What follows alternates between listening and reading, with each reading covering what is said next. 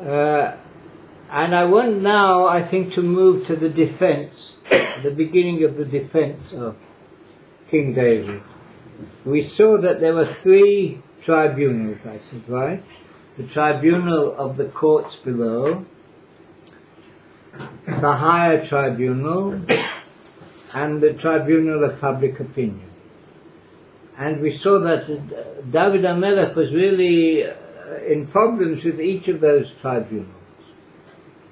In the tribunal of the court below, it seems very probable that there was some kind of a trial in Hebron, and even if they didn't come to a decision as to whether to remove David from the kingship, I think it's reasonable to assume that they called him to come to them, to judge the matter. Can you call a king to trial? So we discussed that, whether you can try a king. You remember we had a class on that, and the conclusion was that you can try a king of the house of David. You cannot try a king of the house of Israel, because they won't take any notice and it'll lead to an abuse of the court. But a king of the house of David, we said you can try, and we learned that from a verse in the prophets who said, "Arise, king, and judge the people." So we said that there has to be reciprocity. If a king can judge the people, so therefore the king can be judged by the people. Very important principle, that. Not like most monarchies. They'll judge the people, but they can't be judged. But under the Torah law, there was reciprocity.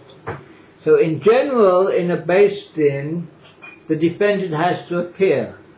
So I think it's fair to assume we have, as well as the other reasons we learnt about the fact that there were 200 heads of the Sanhedrin, we learnt all that. We went to Hebron.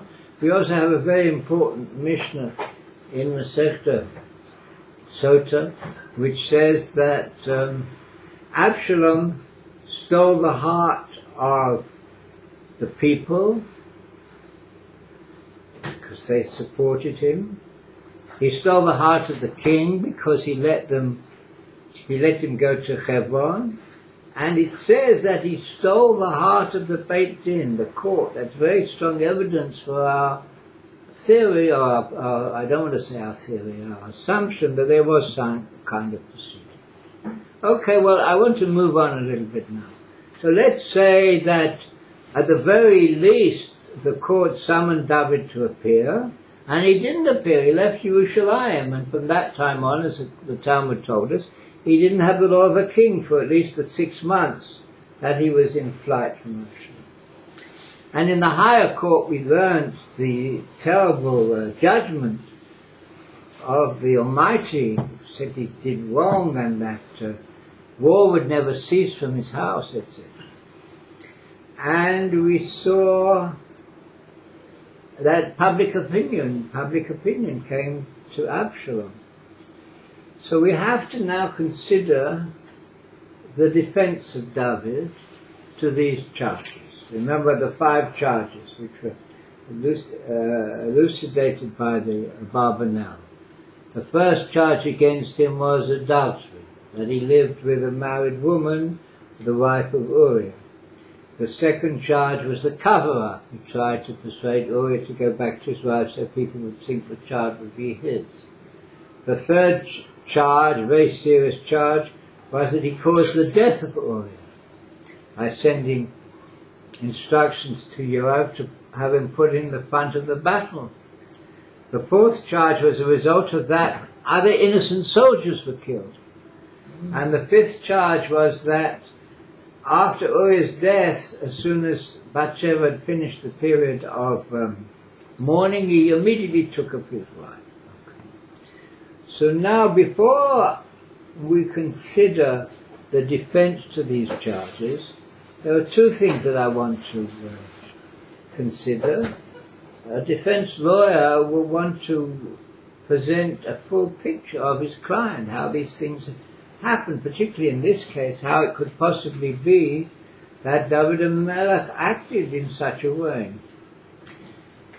And as an introduction, in order to understand that, I want to explain, according to our law and the circumstances of the case, what exactly is a king of Israel? How does he come to be appointed?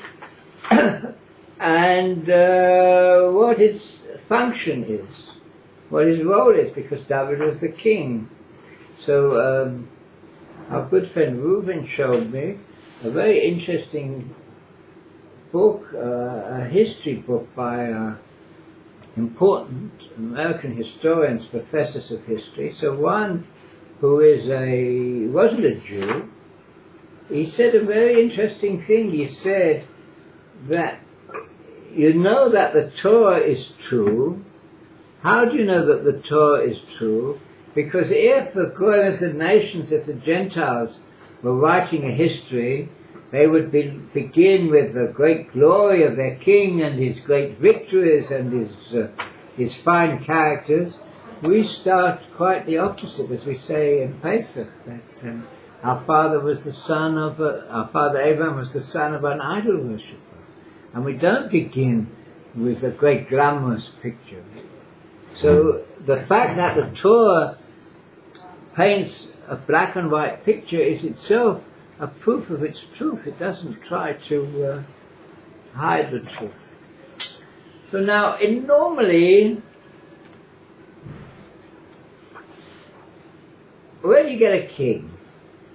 So I suppose what normally happens is that you get a very powerful man who becomes a military leader, and he takes over the kingdom and he becomes the king, right? That's how kings presumably started in the old days. And even in today's time you have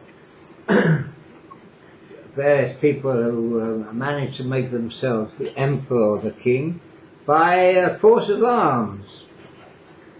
But that's not so with the Jewish people. Moshe Rabbeinu, Moses, they say, had the law of a king. Had the law of a king. He's not described as being a king, but in a way he had the law of a king. He was considered like a king. And when we come to, after he passes away, just before we come to Eretz Israel, so the Almighty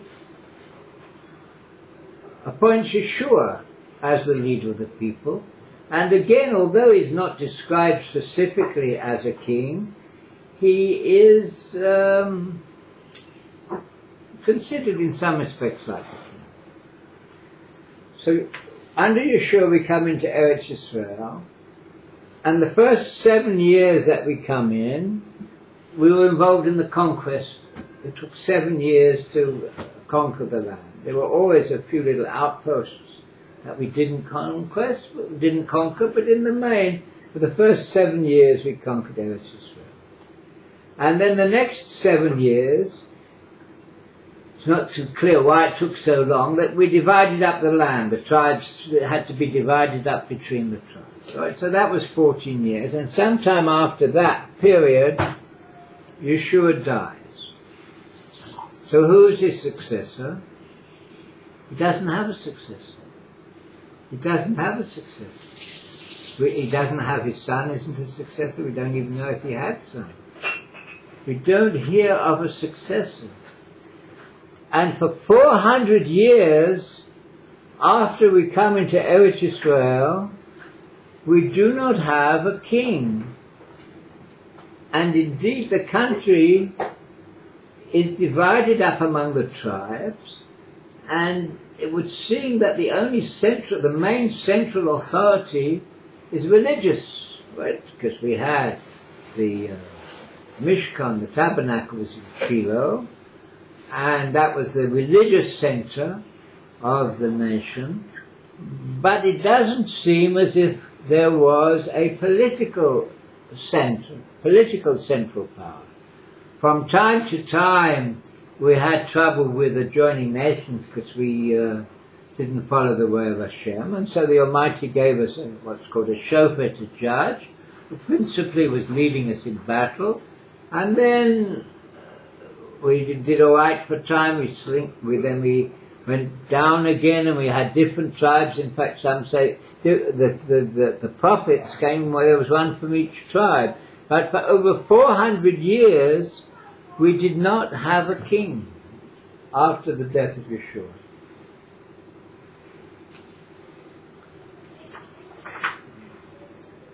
So, how does it come about that we have a king?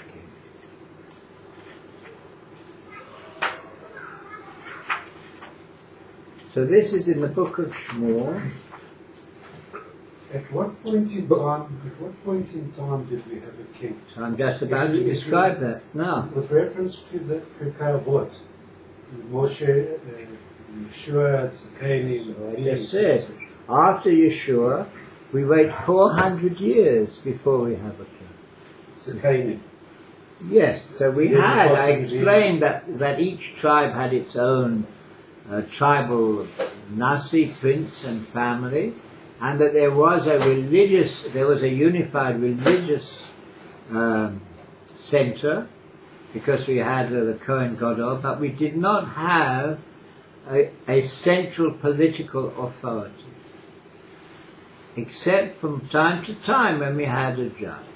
So that was 400 years later, long time. So now in chapter 8 it says as follows.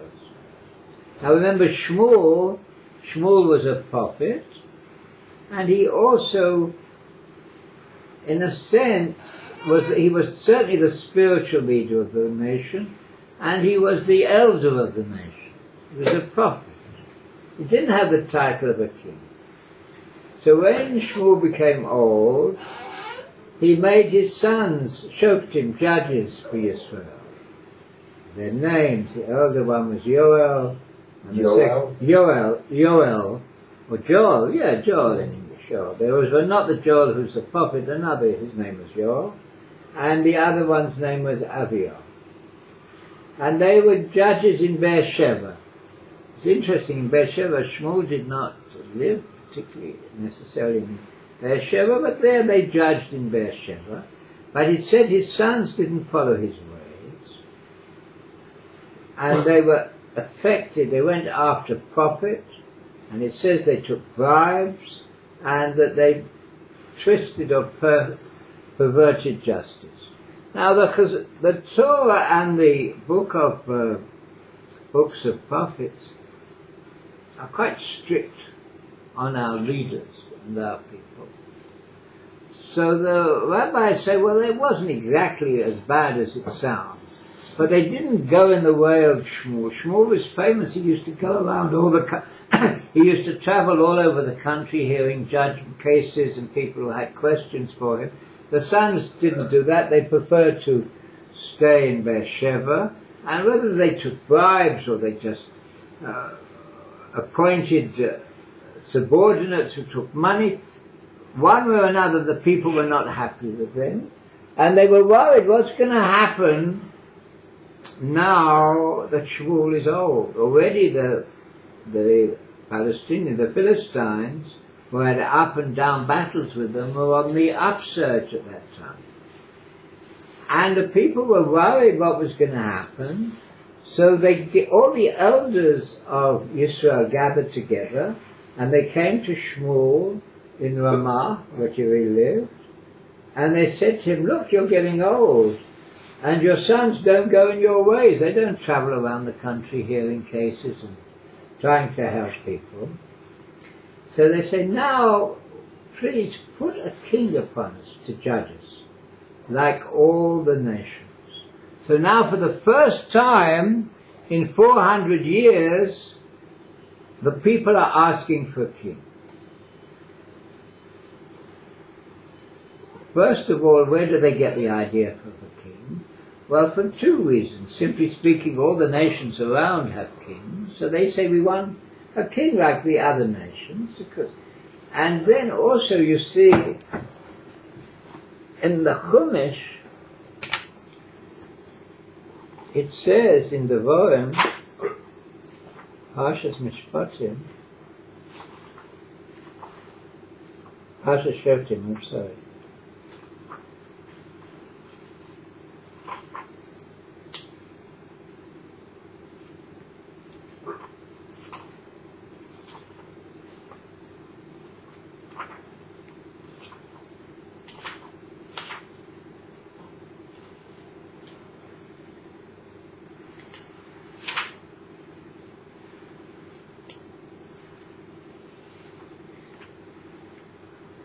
When you come, Kitavo Elois, when you come to the land which the Almighty your God gives to you, and you shall possess it. Also means an inheritance, but here I think it really means more you shall possess it, and you shall live in it, and you will say, I shall put upon me a king, like the nations who are all around me. So then it says, you should surely put upon yourself a king, whom the Almighty your God will choose from amongst your brothers. He's the person who you should put upon yourself as a king.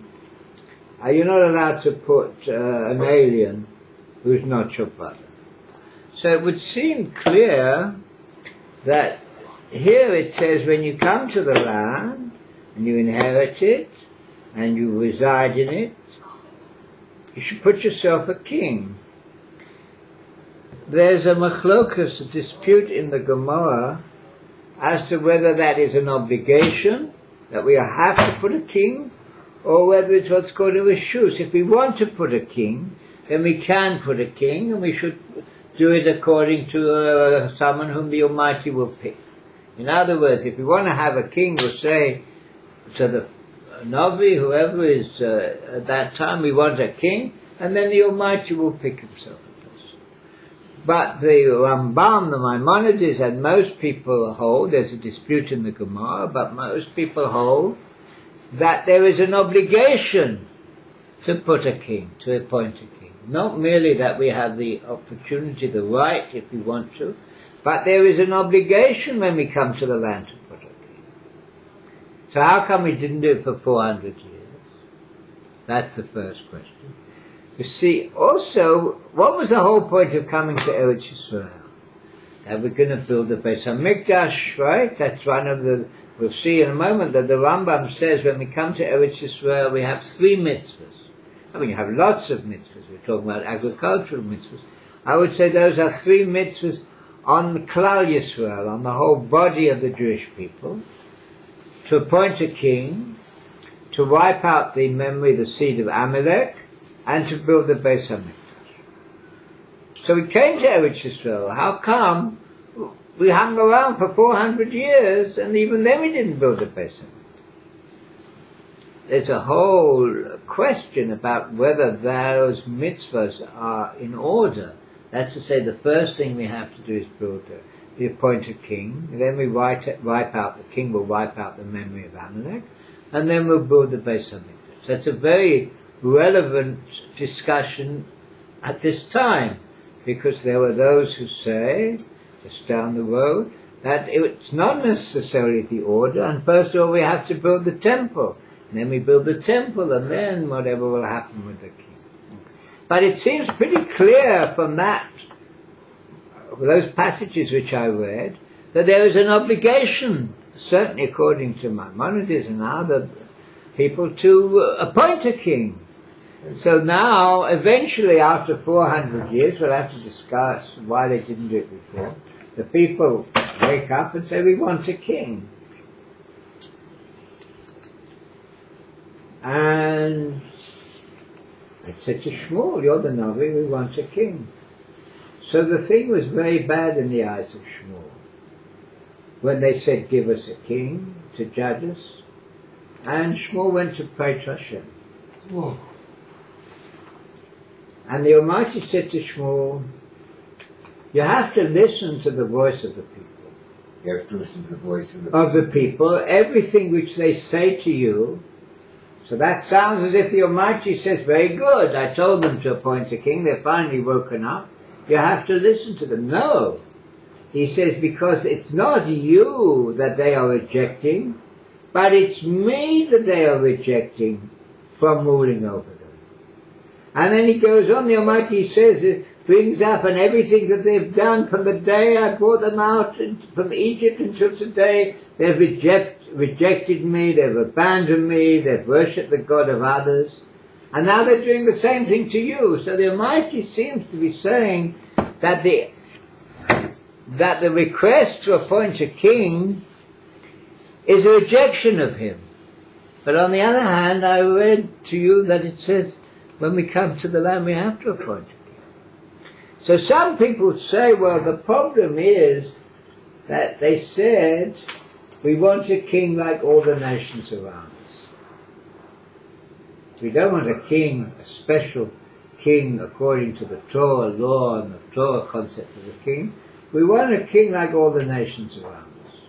That is true, but the problem is the verse in the Chumash, which I read to you, which you read again, says,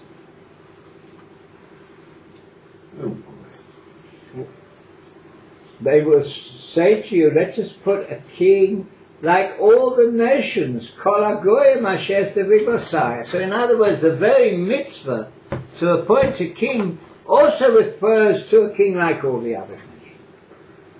So we have to explain two factors. One is why they didn't want to why they waited so long, and secondly, what was wrong with their asking for a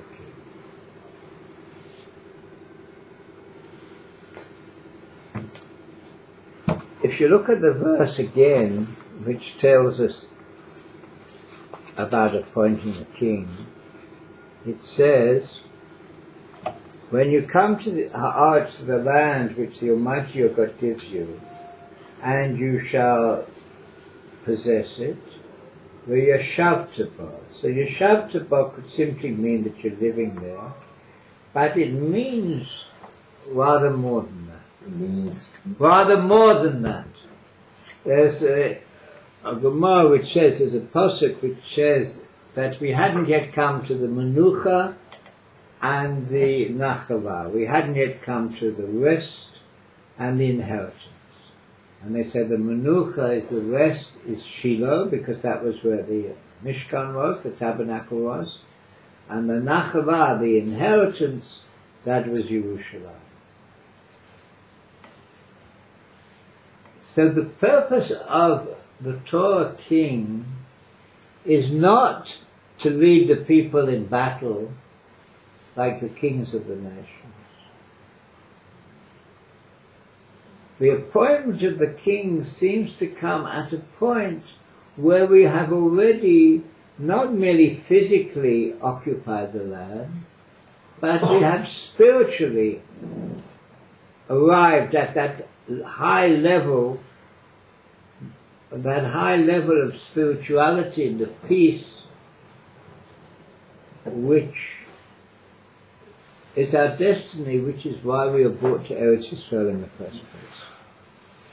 So according to that, as long as there is dispute between the tribes and even among the tribes, and as long as unfortunately we haven't yet attained that level, a high level of peace and trust and emunah in Hashem, and that the way that we are as a nation and as a people and as families and as individuals, that way of the Torah, it's too early. We don't yet have that level of being worthy to have a king.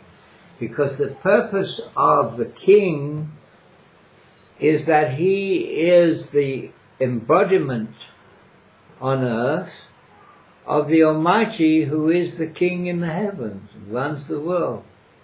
And therefore we shouldn't have a king just to go out for war. We shouldn't have a king because the other Goy and the other nations want a king, we also want a king. Also at this time we shouldn't necessarily want a king because we were worried what will happen when Shmuel will die and his sons are not worthy to run, to take his lead, follow his ways. The Almighty says, they reject me because they don't have emunah, they don't have faith that I will see that they are protected from their enemies. And I will protected from their enemies. So therefore, the criticism was, some say that the elders wanted a king for the right reasons and the mass of people wanted it for the wrong reasons. They wanted a good, strong king to go out and fight the battle for them. Whereas the Almighty is the king. He will fight our battles for us. No one can fight our battles as well as the Almighty. So some say that the people just wanted a king like the other nations, because they were worried and frightened, and that was why the Almighty says the people are rejecting me, as they've always rejected me.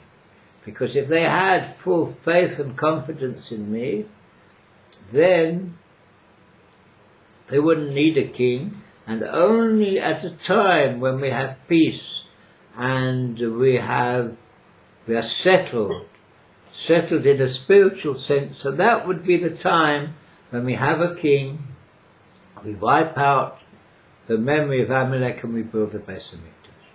And they were not ready yet. Some will say that we're not ready still, after all these years. So that was the circumstance. But the Almighty says, well, still and all, since they've asked for a king, I'm going to let them have a king. But you have to warn them, and you have to tell them what it means to have a king. Doesn't mean, wonderful, we're going to go up and have a coronation and read about the royal family every day and all the wonderful things they do. He says, this is what the law of the king who's going to rule over you.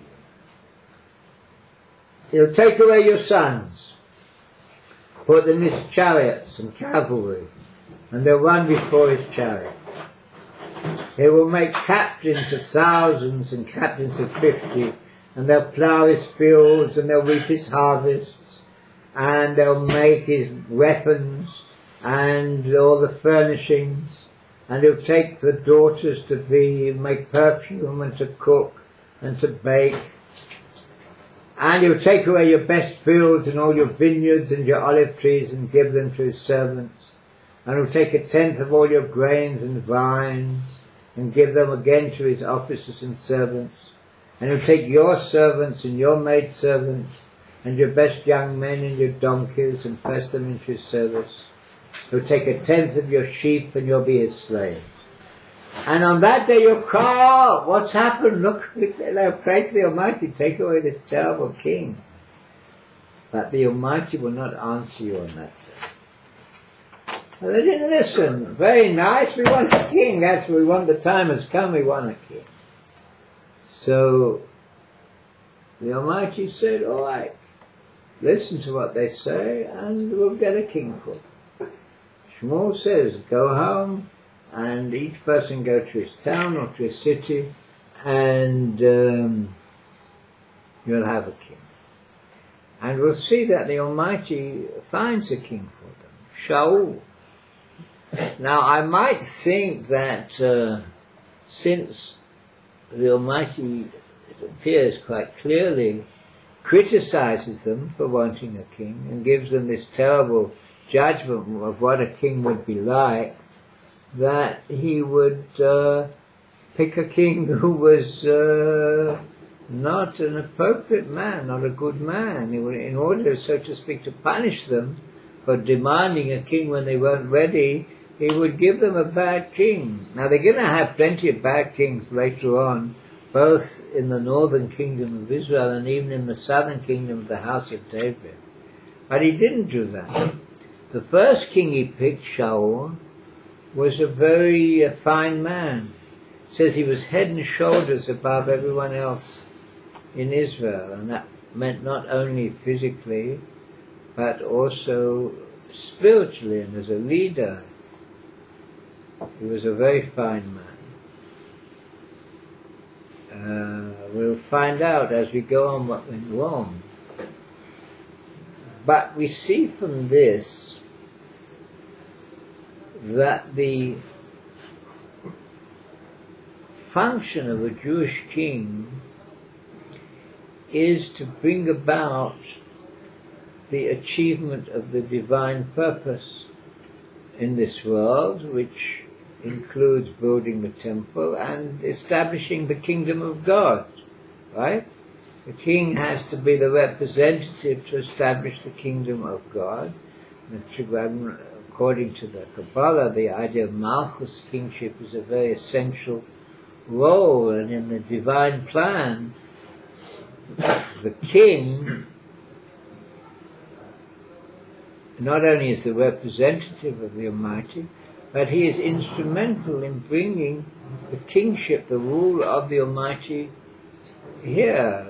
This is going to be very relevant, you see.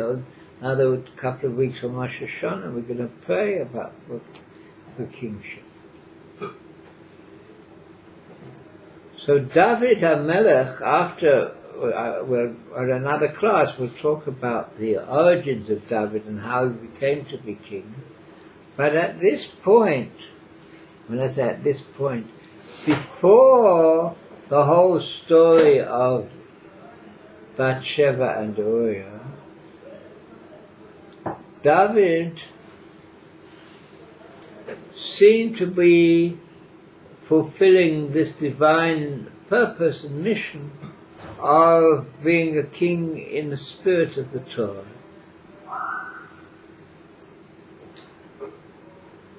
And we see this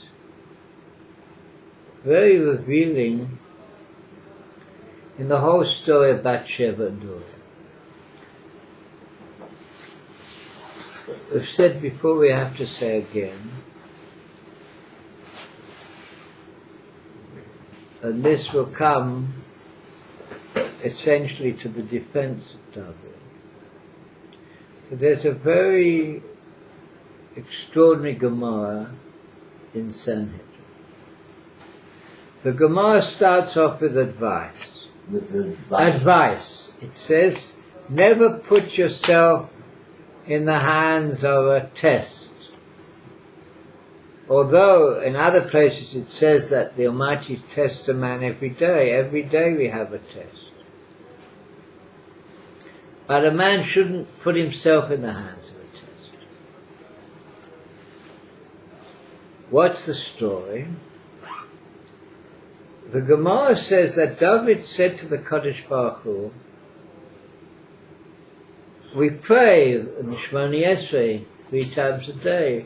We talk about the God of Abraham, the God of Isaac, and the God of Jacob, right? So David says, why don't we say the God of David? Say the God of Abraham, the God of Isaac, the God of Jacob. Why don't we say the God of David?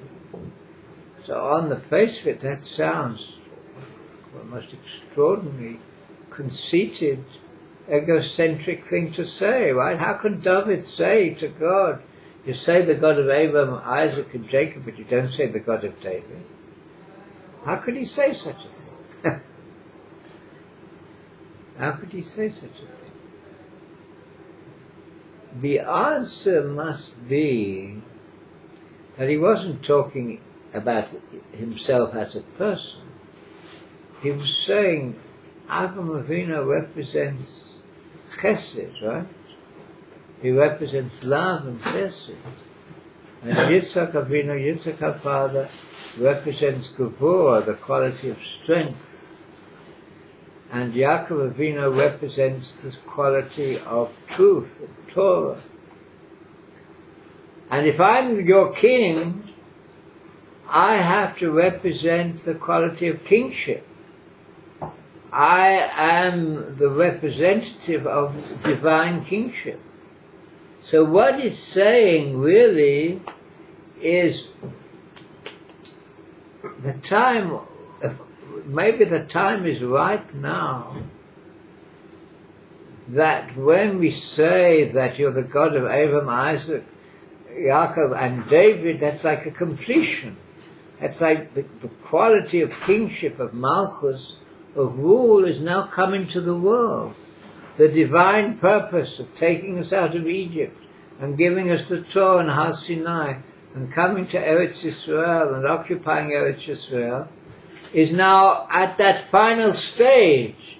And therefore the God of David, that means that we've got to build the Beis HaMikdash and complete our purpose in this world, go on to whatever our purpose is beyond this world. But David is saying to the Almighty, why don't we say the God of David, surely the time has come now, it's enough. We had to fix the sin of Adam, and we had to do all these various terrible trials and problems that we've gone through in Egypt and coming out of Egypt, etc. Here we've come to Eretz Yisrael. In the words of the verse, we've conquered the land, we're living in here. So now, and I'm a king, so now if I'm a king, let's say that you're the God of the king. And we should see the establishment of the divine kingdom here. We'll build the temple and we'll fulfill our divine purpose. So the Gemara says to David, he says to David, the Almighty, well, I tested all those three. Abraham, Yitzhak and Yaakov, I tested. But you, I haven't tested. So David says, well, give me a test. So the Almighty says, well, I'll give you a test, and I'll do what I didn't tell them, which is that I will warn you at the beginning, at the outset, what your test is going to be. Your test is going to be a matter of illicit sexual relations, improper sexual relations. I'll give you that test. He doesn't say that he's going to fail, but we'll see what happens. Now, that struck me as something rather strange here. The Almighty says, I tested Abraham. How did he test Abraham? Because he told him to go and offer up his son as a sacrifice. Doesn't make sense, right? He promises to Abraham, you'll have a son, not Ishmael, but you'll have a son who will continue the divine purpose. You, Abraham, bring the divine purpose into the world, and you will have a son who continues that. So when he tells him to go, and Abraham thinks he says go up and kill him, doesn't make sense, right? Cannot make any sense at all. The commandment, as it were, to bring Yitzhak up as a sacrifice has no sense or meaning at all. Nevertheless, Avraham Avinu did what the Almighty told him to do. He had absolute secure faith and amun and bitachon. If that's what the Almighty tells me to do, I have to do it. How and why and what will happen, I have no idea. But He wants me to do it, that's what I have to do. Yitzhak, who was 37 at the time of the Akedah, was a strong man. Avraham Avinu was an old man. He tells the son, I'm going to tie you up and put you on the altar and take out a knife and kill you. So Yitzhak's a strong man because I'm sorry, Abba, but I don't want to play this role. And he could get up and walk away very easily, right? But he didn't do that. He lay there. He had also that quality of emunah and bitachon that he passed that test. Yaakov Avinu was a man of great truth. For him, truth is called the Ish Emes, is the man of truth. So for him, the fundament of his life was expressing the quality of truth. And now his mother tells him, well, now you have to go and pretend to be your brother and fool your old father who can't see, and pretend to be your brother and take the bracha from him. How could Yaakov do such a thing? It's against his whole, every fibre of his being. But nevertheless he did it. That was a test. So the Almighty said, well, those three I gave a test, but you I haven't given a test to. So David jumps up and says, oh, give me a test. I want a test. Well, the first strange thing is, what does it mean when he said to David, you haven't been tested? David's whole life was a test. From the time he was born, he was sent out in the field to be like a shepherd where all the other brothers, all his other brothers were the sons. His father was the prince of the house of Yehuda. And David was out in the fields. When Shmuel comes to look for the one, the Almighty says, there's my king, you go. And all the other brothers were there, David was still out in the field, shepherding the flock. Rejected, so to speak, by his father, even though his father was a great tzaddik. We'll have to consider why. Now, what about Goliath? Isn't that a test? He's a young, he wasn't so young, he was in his early 20s, but a comparatively young man, unskilled in war, facing this giant, huge army, and the giant had challenged the whole army of Israel for days or weeks. Send out someone to fight me. No one could go or wouldn't go. And David went. Isn't that a test? And then he passes that test.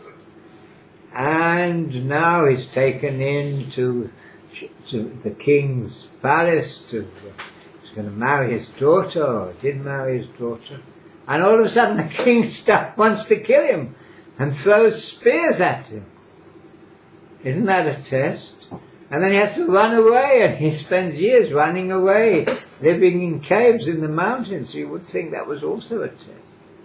Nevertheless, the Almighty says to him, well, that was all easy, all that stuff you did. But now I'm going to give you a real test, and we'll see if you can stand up. And of course, on the face of it, he doesn't stand up. So that's really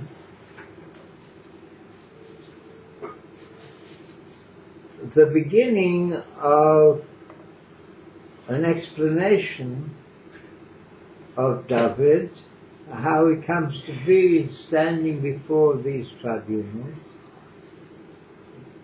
to be judged according to these terrible, apparently terrible offences. He takes a young girl who's married to one of his generals, and he takes her home, he has relations with her. Now he finds out she's pregnant. What's he going to do? What's he going to do? It's true that the Midrash says that Bathsheba was intended for David right from the beginning. Not only just from the beginning when each of them were born, but way, way back, right? The history, the Torah contains the history of the Jewish people right to the end.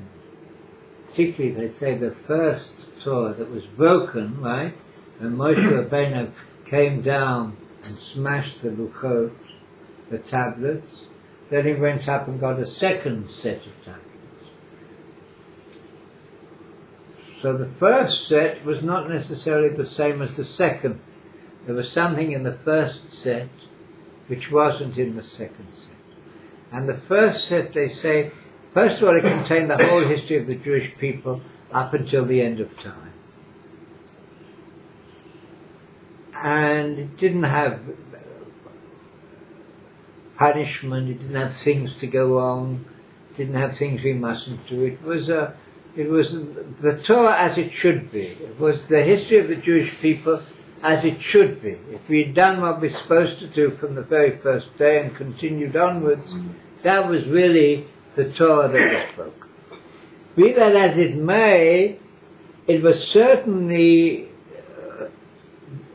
destined and forewritten that David would marry Bathsheba, they would have a son, Shlomo, and from there would come the divine line. So in that sense, and assuming David knew that, so he knew that Bathsheba was destined for him, and when he saw this beautiful young girl from the roof of his building, he said, "Who's that?" And he said, "That's Bathsheba." He thought, "Wow, she's my soulmate." But he also knew and should have known that it wasn't the right time. He had to wait. He was supposed to wait. How do we know that? Because when he takes her and she goes home and she tells him she's pregnant, he doesn't say, "Oh, wonderful, you're destined to have a son from me, and that's going to bring the Mashiach, marvelous," and get everyone together and they have a tremendous party. No, he didn't do that. So he must have known that it wasn't right what he did. So now he has a problem. She's pregnant. What am I going to do? What am I going to do? Huh? He's no longer overcome by passion. Let's say that when he took her, he was overcome by passion. They say he didn't have a Yetzer Hara. David didn't have a Yetzer Hara, didn't have an inclination to do bad in his whole life. And all of a sudden, he's like a pure innocent kid, and he's overtaken by passion. He takes her, and she's pregnant. What am I going to do?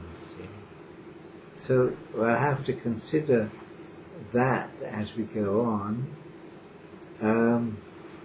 But from the point of view of the defense, see, now we have to understand deeper the nature of David, what happened in the first place, and how he's going to cope with it as the thing develops. So please God, next week we'll continue on this. Thank you.